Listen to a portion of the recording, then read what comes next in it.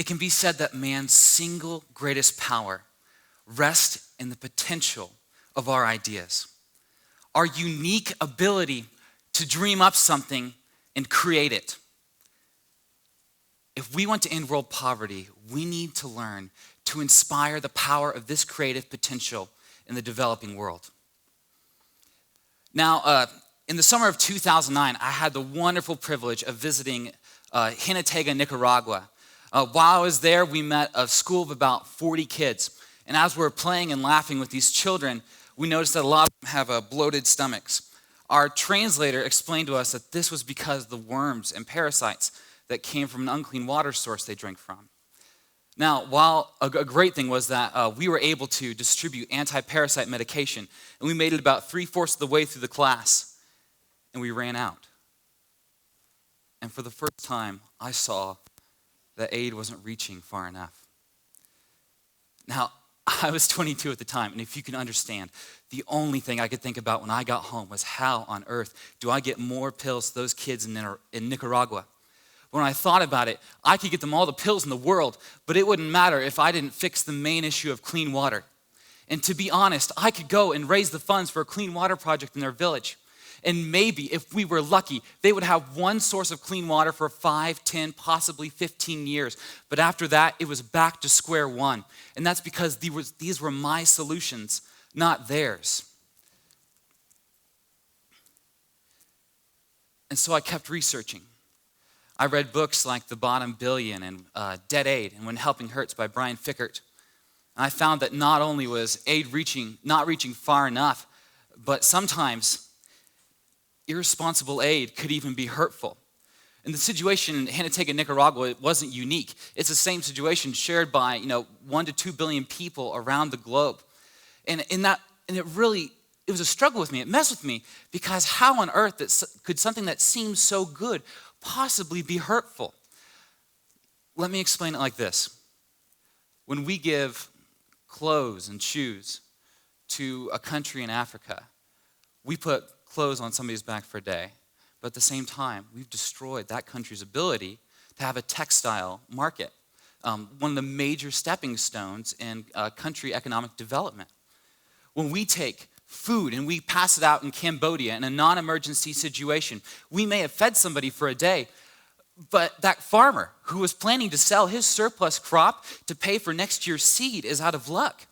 And many of us have given to these type of relief efforts, and as well we should have, because the need is there and our compassion is correct. The problem is there's a disconnect when it might just be our good intentions that we're forcing these peoples into cycle of dependency.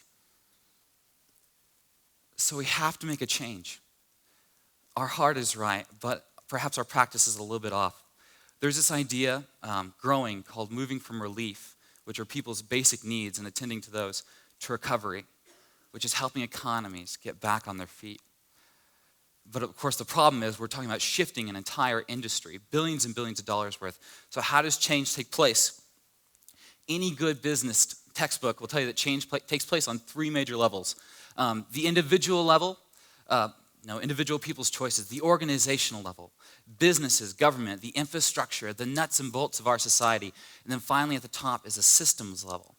The systems represents our core values, our culture, and most importantly, our leadership. This just happens to line up really well with what we're trying to accomplish in the developing world.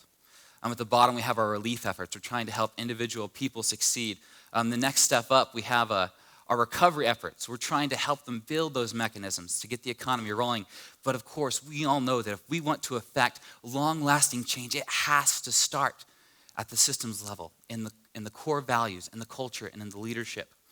So why are systems so important? Let's rewind 250 years. Oh, wrong button. Why were the American colonies so successful even against the major world powers of the time? It may very well be that our system encouraged us to envision a better future and take the steps to make it real. This challenge sparked the creative drive of our citizens. We became a society of inventors, innovators, and dreamers. Inspired people learned to see problems as opportunities. And In that sense, we were very much the land of opportunity in that we had plenty of problems. But the promise of early America was not in profitability, but possibilities. We had learned to dream, to cast a vision and create it. And we did it so well, they named it after us. We had an entire society. Our system was based, everything, our culture, our leadership, our core values were based on encouraging and inspiring this creativity. Now, creativity is far more than art and design and music. Creativity is probably best defined as that unique human ability to conceptualize and manifest an idea. To have creativity, humans seem to need two things. The first is people need a challenge. They need a problem. They need an inciting incident to overcome. The second is people need a vision, a dream, a solution that they believe in. And once you have those two elements in place, the middle space becomes this fertile soil for people's creative potential to grow and flourish. Herein lies the real danger of irresponsible aid. Is that when we go in and we have this perhaps misplaced relief, we are deconstructing their culture, their society's ability to raise up leaders. Leaders, of course, being the people who have these visions of a better future and are sharing or inspiring it with those around them. But without a need, leaders don't lead. And so by totally taking away these needs from them, we are tearing down all the social mechanisms they need to dream, create, respond, and adapt to the challenges they face. Now I want to flip this, and I want to show you what it looks like to use creativity to respond to poverty. When I first heard about the water crisis, I was a freshman at Oklahoma Christian University, and I was totally taken aback. 884 million people still lack access to clean water. 80% of all disease comes from contaminated water sources. 443 million days of school are missed every year by children walking an average of 4 to 5 hours a day to get water that is making them sick and sometimes even killing them. All that being said, 90% of the Earth's surface has clean water within 100 feet. And so we can drill these clean water wells. And so my college buddies and I, we heard about this, and being college students, we didn't have any money, but we had a whole lot of heart.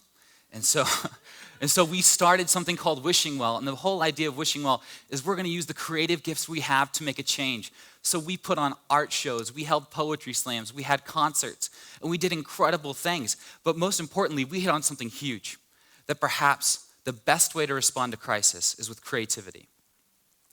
Not even a mile away from us, that same year, a group of engineers and a lawyer heard about the water crisis.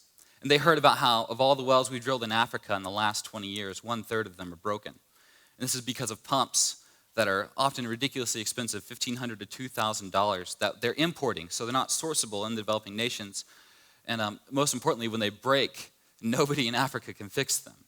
And so what they did is they all quit their high-paying, highly skilled jobs and said, we're going to take care of this. They had a vision, they had a challenge, but they also had a vision of what could be better. They developed a phenomenal pump made of PVC, something that's sourceable in almost any African country. We've tested it out at 3 million pumps, and the machine testing it broke. That's about 20 years of use in the field. We've pumped 890 pounds of wet sand through it. It still works like a charm. Best of all, I can take you to any hardware store in here or in Kampala, Uganda. I can build you one for $15 in about 10 minutes. They coupled this with an incredible hand drilling technique. So they're not just going and drilling a well in Africa, but rather they're partnering their amazing technology with this awesome well drilling technique, and they're starting well drilling businesses. They're changing the face of how we do relief to recovery. Meanwhile, halfway around the world, the country of Rwanda. If you all remember, they had a genocide almost two decades ago that wiped out 10% of their population. They're a landlocked country with low natural resources. By all accounts, they shouldn't be successful, yet today they're one of the world's leading developing nations. And that is most likely because they have leadership that has cast something called Vision 2020. Vision 2020 is a list of goals the country wants to accomplish by the year 2020. These are crazy ideas. Things like bringing clean water to every single person in the nation. What's really outstanding is how Rwanda is doing this. They're not inviting in foreign aid. In fact, they're kicking a lot of foreign aid out. What they are doing is they're investing in the power of their people. Every year, the top 10 students from Rwanda come to Oklahoma Christian, where I go to school. And they heard about Wishing Well, and they heard about a problem that they hadn't even realized how bad it was in their own country. But not only did they hear about a problem, not only did they see a challenge, they saw a solution.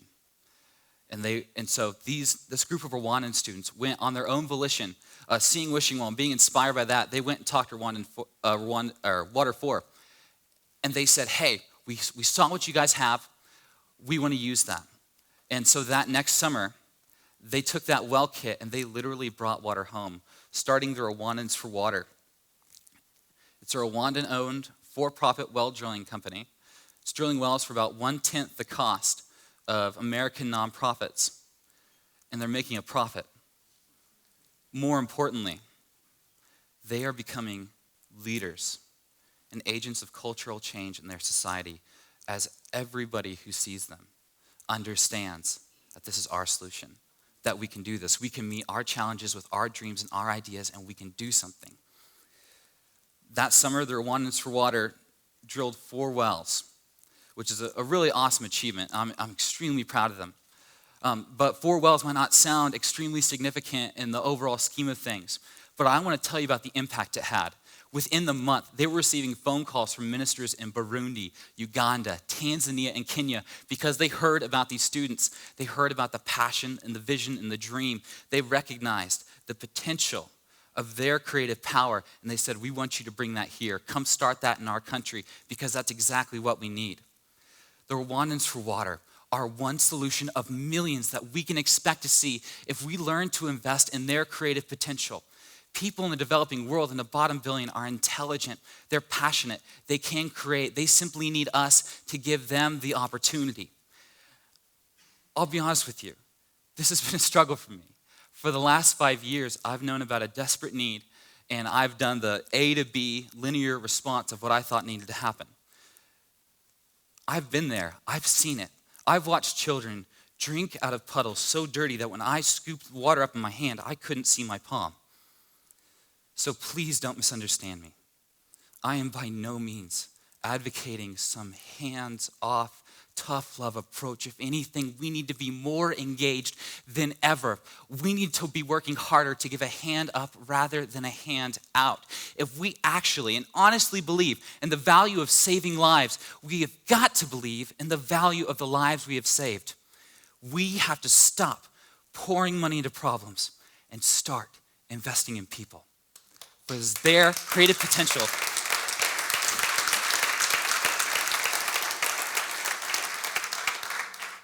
is their creative potential, their dreams, their goals that have the power to end poverty and change the world. Thank you.